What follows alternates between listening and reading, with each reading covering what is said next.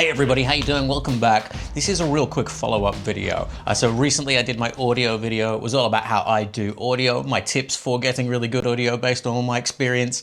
This one is a follow-up to a whole bunch of the questions I got in comments and DMs on Instagram asking about microphone placement. Placing the mics can be really, really important to get the best quality of sound for your videos. Now for this video, I'm actually wearing two mics right now. I'm also breaking one of my cardinal rules. I always hide the cables, but for this one, so I can show you this, I'm going to actually have the mic hanging out here, but I would normally always hide this under my clothing. And I've got the microphone clipped to my neckline just on my t-shirt right here.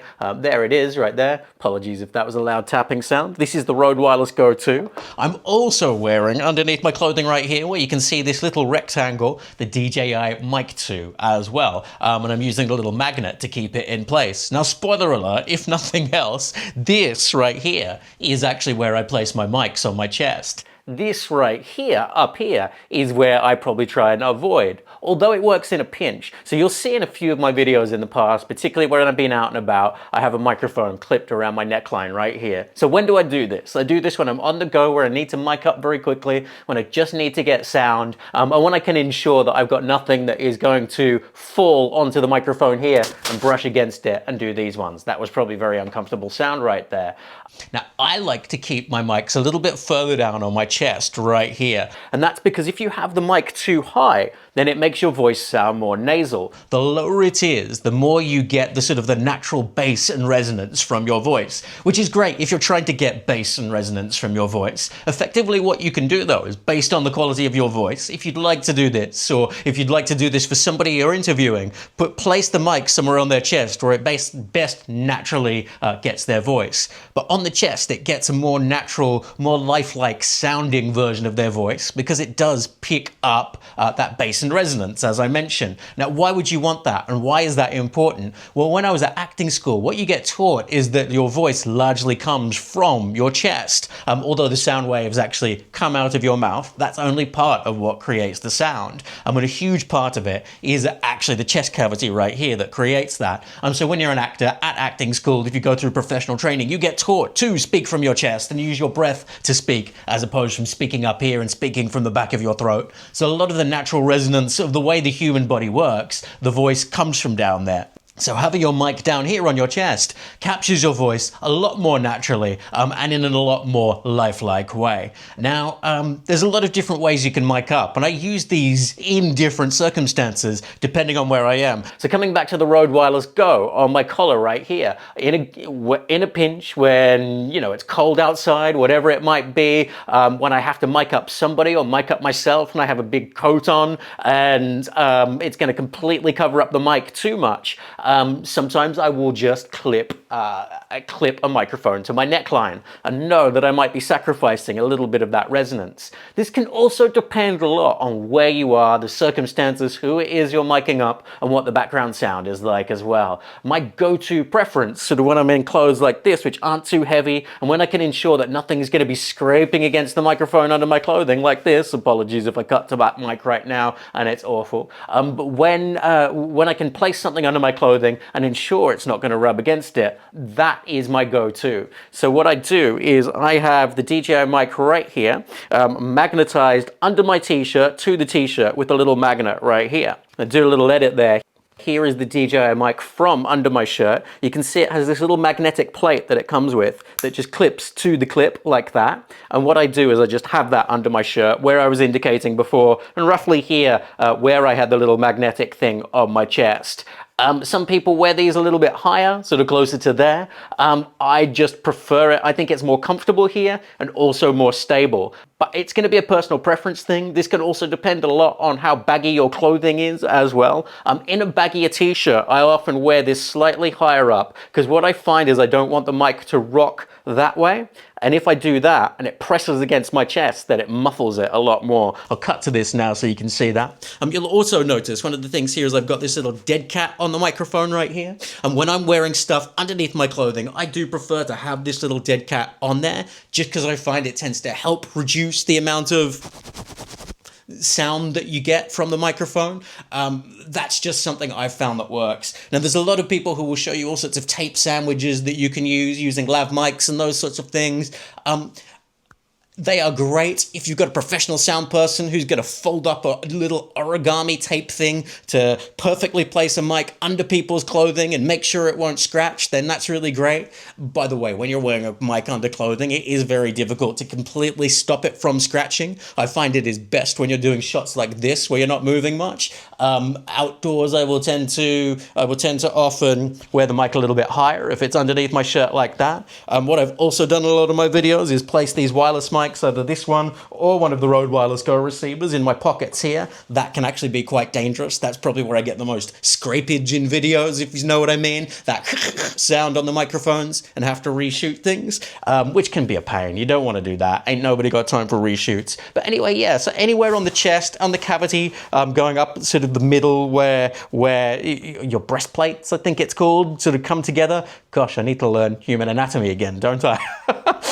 Anyway, I make videos. I don't make human anatomy stuff. But the point is, you want it in the middle of your chest. Now, if you are a man miking up women, please do be careful. Don't just start grabbing and sort of saying, oh, I need to tape this to your chest. That can come across as inappropriate. You might want to either tell somebody where to put the mic and then get them to do it. What a lot of people don't realize is that interview subjects sometimes are not used to being filmed. And so when somebody overzealously comes and wants to mic them up, it can be very challenging for them. I always make sure to be very, very delicate miking people up. I think that is probably another video on set etiquette for anybody who will be interviewing others and miking up others in this sort of way. Anyway, I'm sick of holding this. I'm going to actually put it back under my shirt right there. Rustle, rustle, rustle. All the mics are probably rustling right there. There we go. There it is, underneath my shirt. So yeah, what I want to do is I want to place that in a spot that gets the natural resonance of my voice on my chest, and also where it can't rock back and forth. The looser the clothing I'm wearing, the more likely it is to rock back and forth, unfortunately, and press against my body. Okay, so I've got another tip for you, and that is using tape. I've got 2 rolls of tape here, every filmmaker's best friend, gaffer tape, and then surgical tape as well, also every filmmaker's best friend, but not something everybody necessarily has in their kit bag. I always carry surgical tape in my kit bag, even when I'm not interviewing people, just so it stays in my backpack, and I've always got it there. So the bag, this is the bag I take to professional shoots, all that sort of stuff. I've got 2 bags, and I'll do a what's in my camera bag video as well, because I like to differentiate the stuff I maybe take out for just a day of photography and a day of YouTube, and then the stuff that I might use for a more professional shoot where I'm interviewing people. Okay, so this is surgical tape, and I'm going to rely wholly on the DJI Mic 2 right here. What you can do with this is tape a microphone to someone's clothing or to someone's chest. It's really, really cool, really, really useful. I love it. Okay, so what I do is first I take the clip off. So take the little foam cap off there, and take the little clippy thing off here. I'm going to cut to a close-up of this actually happening. You pull off the little foam cap like that. Whoop. Then you bend this little metal piece like that. And then what I do is I just slide the little foam tip back on, and then that is now good to go to tape to my chest. Don't want to get all salacious and saucy and get banned by YouTube for nudity, so I'm going to do this over the top of my clothing. But the idea is with this surgical tape, you can do this on your skin, and it's really quick. Look, I just take a strip of surgical tape. Again, there are people who are going to teach you how to do all sorts of tape sandwiches and things like that, which work really, really well. But in a pinch, this works too. I take a piece of tape, I put it on the microphone, and then what I do is, and we'll cut back to the sound from this in just a second, is I run it under clothing, pop that on my chest right here. How does that sound? Does that sound really good? That is taped to my skin. Surgical tape will stick for quite a while, which is really, really good. That always works out well, because you don't want to have to be constantly reapplying it or worry that it's going to fall off.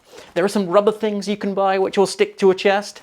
So there is also an elastic belt that you can get that goes around your chest that holds the lav mic on your chest as well, apparently without slipping. I've seen a sound guy use on set, which was really, really cool, and I love that. And I keep meaning to get one, and I'm going to get one and show you on video one day. But listen, doesn't that sound great? Doesn't that sound really good? So I'm now using the DJI Mic 2 under here, and a lav mic on the Rode Wireless Go 2 taped to my chest as well. And those should both sound really nice. If I do that, I don't think there should be too much rustling. Probably more now for, oh gosh, they're not touching each other, are they?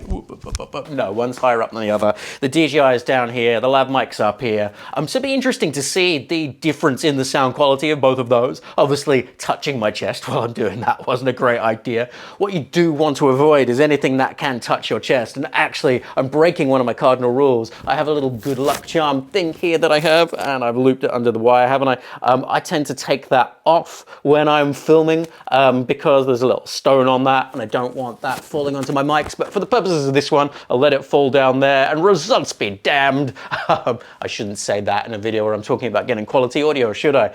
Anyway.